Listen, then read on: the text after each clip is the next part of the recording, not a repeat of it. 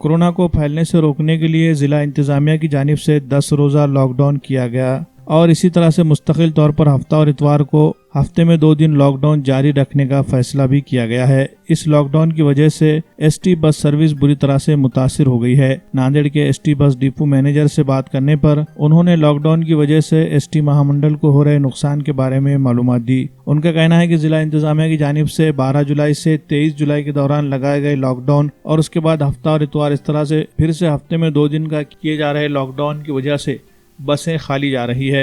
लोग सफर नहीं कर रहे हैं, जिसकी वजह से खाली बसें चलानी पड़ रही है। मुसाफिर नहीं होने से एसटी डिपार्टमेंट का रोजाना लाखों रुपयों का नुकसान हो रहा है। पीर के रोज से जब लॉकडाउन पूरी तरह से खुलेगा तो उन्होंने उम्मीद जाहिर की कि बसों में मुसाफिर सफर करेंगे और एसटी डिपार्टमेंट को हो रहे नुकसान से बचाया जा सकेगा।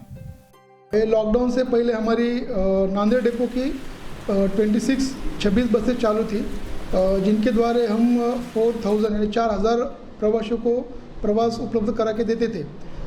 लेकिन 13 तारीख से जो लॉकडाउन हुआ है, 13 से 23 तारीख तक, उस दरमियान हमारी पूरी प्रवासी वाहतूक सेवा जो थी वो बंद थी।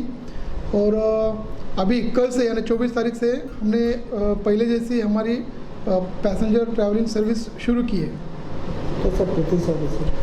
अभी लोगों को ये जो इंफॉर्मेशन है वो मिली है कि 24 तारीख के बाद शनिवार और रविवार को 2 दिन और ऑफिसेस और मार्केट बंद रहेगा, इसलिए अभी प्रवासी संख्या जो है कम है। सोमवार से फिर से लॉकडाउन के पहले जैसी प्रवासी संख्या हमको मिलेगी, उस हिसाब से हम बसेस का नियोजन करके प्रवासी वाहतूक करेंगे।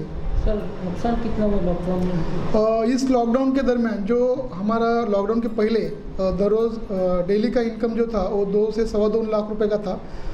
इसलिए इस 10 दिनों में हमारे डिपो का 20 से 22 लाख का नुकसान हुआ है।